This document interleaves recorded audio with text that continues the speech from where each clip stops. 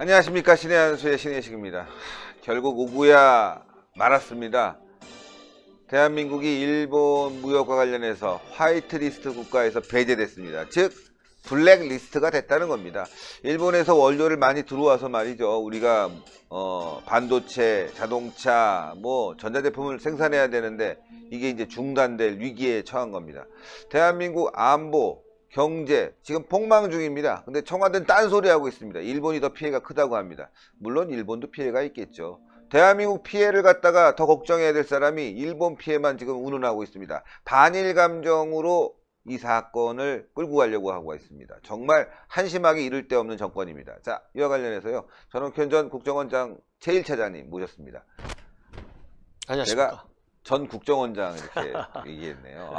국정원장 하셔야죠. 네, 1차장님 하셨으니까 정권을 딱 찾아와서 국정원장을 꼭 좀 하셨으면 좋겠습니다. 그리고 한 4년 안 뵈고 4년 있다가 뵀으면 좋겠습니다. 국정원장 너무 높은 자리라 연락하기도 무섭고 하여튼 잘 됐으면 좋겠습니다. 우리 차장님께서. 감사합니다. 예. 자, 이거 화이트리스트 국가 이거 심각한 거 아니겠습니까? 블랙리스트가 됐다는 거니까요. 예. 이게 굉장히 심각한 게 뭐냐면 예. 이 그동안에는 그 전략물자가 됐던 이런 거 수출할 때 한 번 승인을 받으면 3년 동안 그냥 자동으로 수출할 수 있어요. 일본이 우리 한국한테. 그런 우대 대도를 우리한테 부여해 준 겁니다. 그러니까 2004년도에 처음으로 우리가 화이트 국가 리스트에 올라갔으니까 지금 19년도니까 한 15년 정도 이렇게 유지해 왔는데 이 15년간 우리가 이렇게 말하자면 제도에 의해서 자동적으로 일본 부품 소재, 첨단 그런 소재 부품들을 갖다가 우리가 반도체 산업이든 다른 자동차 산업이든 화학 산업이든 우리의 주력 산업에 많이 활용해서 경제적인 부가가치를 많이 얻었잖아요. 예. 근데 이거를 그렇게 일괄 승인을 못 받고 건건이 다 승인을 받아가지고 이게 건건이 승인 받는데 최대 90일씩 그러니까 석 달 기다려야 되는 거예요. 그러니까 일본 정부가 야 그거 천천히 한번 해. 딱 이러면 석 달 동안 수출 안 하면 돼요. 그러면 석 달 동안에 우리 제품을 만들 수가 없잖아요. 그렇죠. 이렇게 어마어마하게 우리 경제에 미치는 영향이 크다. 그래서 이거를 혹시나 했는데 역시 예견했던 대로 오늘 일본 정부가 이제 가결을 통과시켰어요. 그래서 이제 28일 날부터 이제 효력을 발휘하거든요. 그러니까 지금부터 한 20여 이상의 기간이 이제 좀 남아 있잖아요. 그래서 이 기간 중에 외교적인 이 교섭을 통해서 해결해야 되는데 일본 정부가 이렇게 우리한테 치졸하게 보복을 가한 거에 대해서 오늘 청와대가 긴급 국무회의를 열었습니다. 대통령 주재로 긴급 국무회의를 열었는데 물론 외교적인 협상의 그런 공간을 완전히 닫아놓은 건 아니지만 기본적으로는 우리가 끝까지 가겠다. 절대 다시는 지지 않겠다.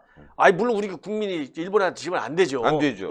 당연히 일본도 우리한테 피해 준 것만큼 일본이 피해가 가게 우리도 해야 되겠죠. 그러나 그거보다 더 중요한 것은 지금은 감정을 가지고 싸울 때가 아니다. 왜냐하면요, 국제정치는 어쩔 수 없어요.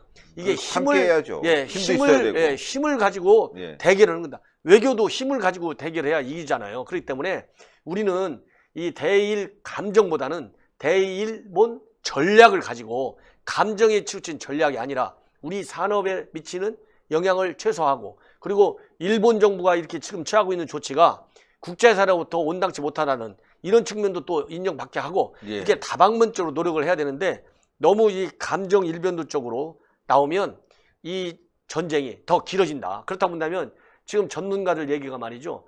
일본이 이렇게 지금 화이트 국가에서 배제시키잖아요. 그럼 지금 그러지 않아도 우리 한국 경제가 2% 미만으로 떨어질 수 있는 우려가 크다. 이런 얘기가 많이 나오고 있는데 1%대까지 떨어질 것이다. 이런 지금 우려가 벌써 나오고 있어요.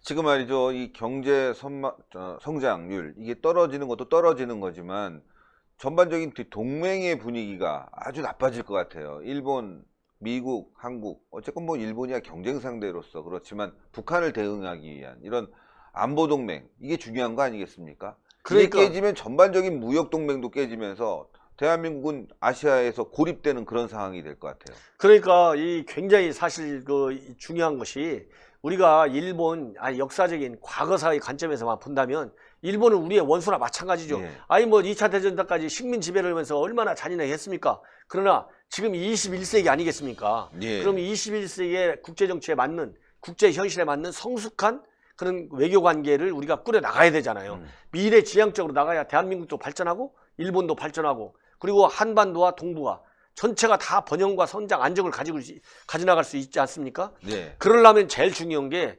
일본하고 미국하고 또 우리하고 이 3자가 이 그야말로 안보 협력 체계를 확고히 가져야 돼요. 네. 더군다나 지금 상황에서는 북한과 중국과 러시아가 얼마나 이 삼각관계를 단단히 조이고 있습니까? 그렇죠. 이 세 나라가 단단히 조이는 것은 뭐예요? 한국과 일본, 미국을 맞대응하는데 힘을 합치자는 거 아니에요? 네. 그럼 그중에서 우리가 제일 힘이 드는 게 우리가 제일 일선에서 제일 맨 앞에 전방에 있잖아요. 북한하고 마주보고 있으니까. 네.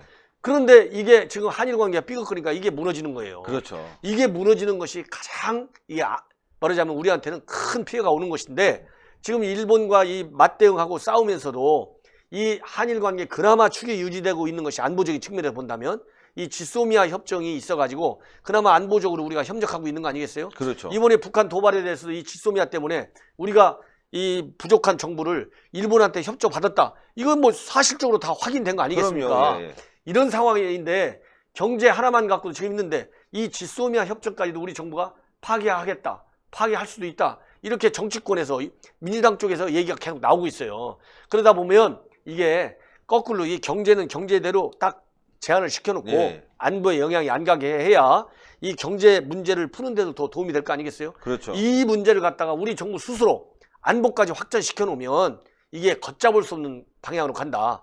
더군다나 이 지소미아 협정은요. 우리하고 일본 둘이 좋아서 만들어진 게 아니에요.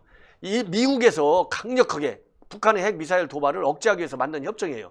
그러면 미국이 지금 그러지 않아도 이번에 한일 관계 갈등이 있을 때 문 대통령이 지난번에 한미 정상회담 때 이거 일본 애들이 이거 나쁜 짓 하려고 그러니까 도와달라고 했다는 거 아니에요. 예.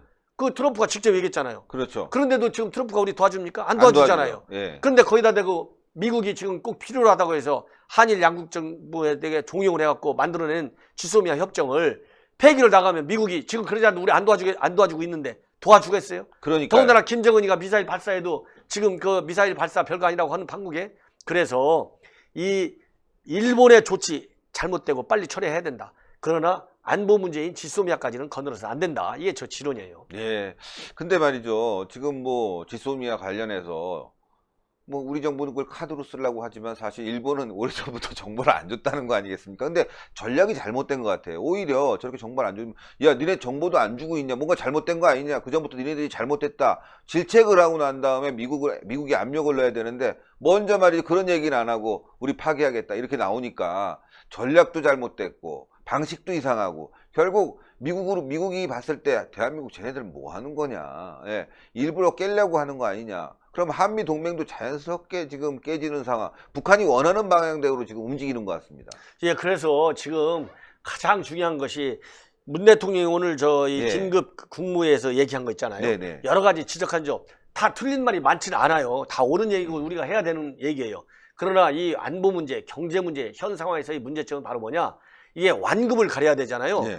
지금 이 터져 있는 터져 있는 갈등의 불씨는 지금 빨리 단기간 내에 해결해야 돼요. 그렇죠. 그럼 이제 오늘 대통령이 국무회에서 얘기한 것 중에서는 단기간에 해야 할 일, 장기적으로 또 중기적으로 해야 할 일이 있는데 현 정부가 지금 가지고 있는 전략 중에 하나는 너무 장기전에 집착하는 걸로 지금 보인다. 그래서 예. 지금 당장 불을 끌 수 있으려면은 대통령이 이렇게 원칙적인 입장에서 또 이 미국에 대해서 또 국제에 대해서 포괄적인 어떤 메시지를 줄 필요가 있어 이렇게 했다 하더라도 그 이면에서는 아니 우리 외교부가 왜 있습니까? 어려운 거 풀으라고 외교부가 있는 그렇죠. 거 아니겠어요? 예. 예, 그래서 특사 채널이 됐든 정상적인 외교 채널이 됐든 막후에서 무대 위에서는 이렇게 막 싸우는 것 같이 하더라도 아니 전쟁 중에도 국가 원수 간에 비상 하트라인 갖고 통화하잖아요. 그렇죠. 아니 쿠바 미사일 위기가 왜 없어졌어요? 당시 케네디 대통령이 후르쇼프 전화를 여러 번 했지 않습니까? 예, 예. 당신 말이야 이거 미사일 철수 안 하면 핵전쟁이라도 내가 불사하겠어. 이 정도로 세게 나갔잖아요. 예. 그런 것처럼 정상 차원이 됐든 지금은 이제 저 한일 간의 정상 차원의 대화는 아예 안 되고 있으니까 외교 채널 아니면 다른 비선 채널을 활용하셔가지고 예를 들어서 아니 국가정보원이 뭡니까? 해외 정보잖아요. 예. 아 이럴 때 정식 외교 라인이 못하는 걸 국가정보원에서 해야 되는 겁니다. 맞습니다. 정보기관에서 은밀하게 이런 식으로 해서 막후 이 무대 뒤에서는 아주 조용하게 비공개적으로 정말 양국 최고 지도자의 의중을 담아서 빨리 해결하는 방향으로 지금 시간이 없어요. 예, 시간이 이런 없습니다. 노력을 더 강하게 제가 보기에는 이 비공개 외교적인 노력을 한 80% 공개적인 그 이런 이 공격과 방어 이런 걸 한 20% 이렇게 해가지고 전략을 전반적으로 다시 조정해서 일본과 미국과 같이 삼자가 머리를 맞대든가 아니면은 지금 미국은 조금 뒤로 머물러 있으니까 예. 일본을 집중적으로 공략하는 그런 작전을 짜야 된다. 이런 말씀을 드리고 싶습니다. 예.